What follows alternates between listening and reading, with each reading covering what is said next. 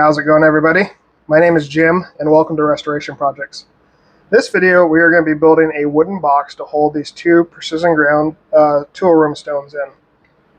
Now, these stones just arrived in the mail the other day, and if you're like me, you will see something like this on eBay and add it to your cart and save it for later. And a year or two will go by, and you'll finally pull the trigger. And what it took for me to pull the trigger on this is watching some videos on the science of how these stones work and how they can be beneficial when rebuilding machinery. I'll link to that video below in this description. I can't do it justice because the guy that explains it does a way better job than I do. What this video is going to be about is taking this piece of black walnut and building a case to hold these in so they don't get chipped, dinged, or damaged. These are not the biggest stones that they make. These are only 4" by 1 3/4" by 5/8. But for the work I do, they'll be fine. And these are not cheap. This is $139, I think. So I want to protect this investment. So we have this nice piece of black walnut. I also have some nice hinges here that we're going to be adding to the back part of it. And this will make a really nice case just to keep these things secure. So let's get to it.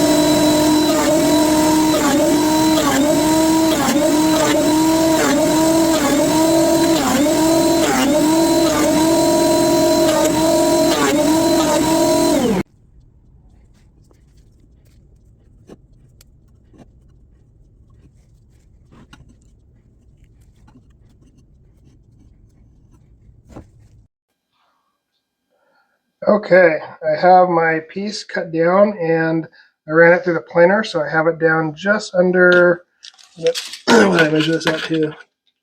Just shy of 7/8.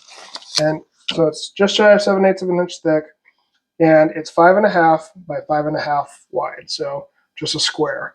And the reason I went with that measurements because that gives me 3/4 of an inch on each side of it for the stones to be inset, and 3/4 of an inch inset on the front and back.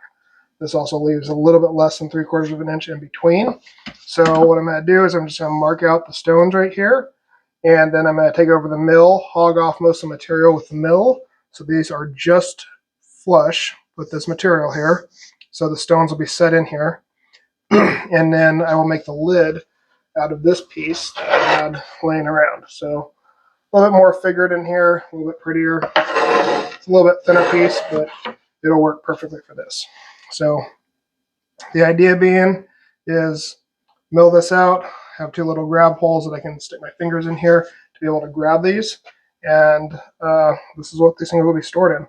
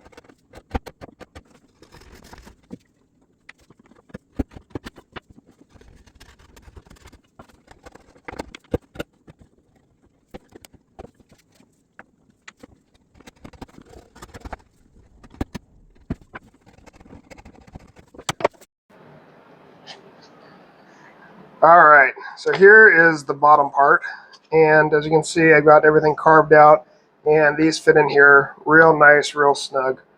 So I might drill in a hole here, I haven't decided yet, that will allow my fingertips just to get in there, be able to pick these up. So as far as a hinging mechanism goes here, I've mocked up this smaller piece here, and what I've decided I want to do is I want to have the hinges on the side. That way if I do drill a hole in here, I'm not having to fight the hinge because it would be really close. So we're going to go with a side mount here, and I'm probably going to have the hinge hang out over the edge here, because if I have it flush, so maybe this will show up better in the camera, but if it is flush up against the edge here, then when you go to flip that door open or the top piece open, it will end up hitting on this side and hang straight out and cause a teetering effect. If you have the hinge hanging over just a little bit, it allows that to swing past and drop down, and the top piece, imagine if this was hinged here, would be able to drop and rest on the table. So instead of hanging out here free in space, causing this to want to tip, it'll go past, I think was 180 degrees. So this chunk of wood right here is what I'm going to be using for the top. So I'm going to mill this down, and we'll see if I can get this flush here, get these cracks to disappear. And if I can, then I want to use this chunk right in here because I really like this pattern of wood here. This has where the knot was going in at one time. And if we can just plane this down, get past this ugly part right here, then we're going to cut this out and then inlay these hinges.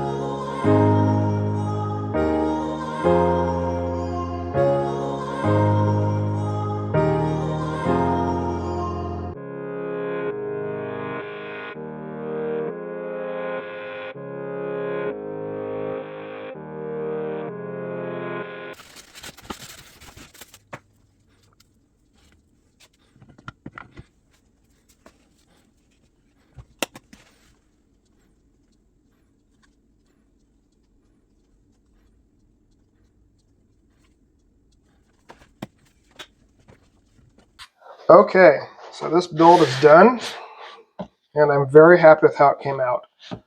So the way I have this laid in here is I took the foam sleeves that these hinges came in, I cut them open, and I'm using it on the top and on the bottom here, just to make sure that any oil that I got in here, I use a very light amount of oil on the inside of these trays here, isn't contacting the stones. You don't want to get these stones oily, you want to keep them dry, as per the manufacturer's directions.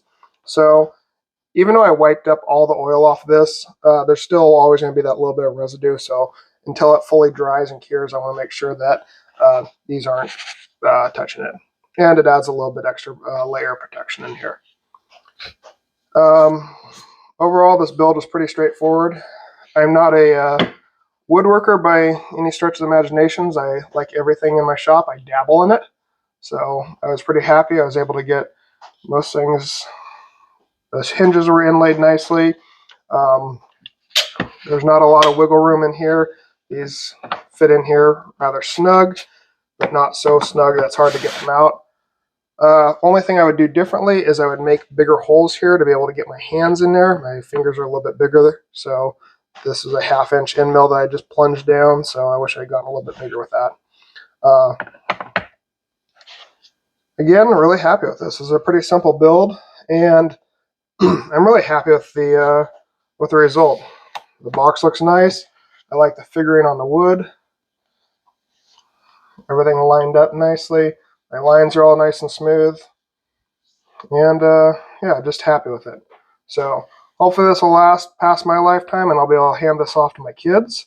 So hopefully you guys got something out of this video. If you did, please smash that subscribe button and thank you for watching.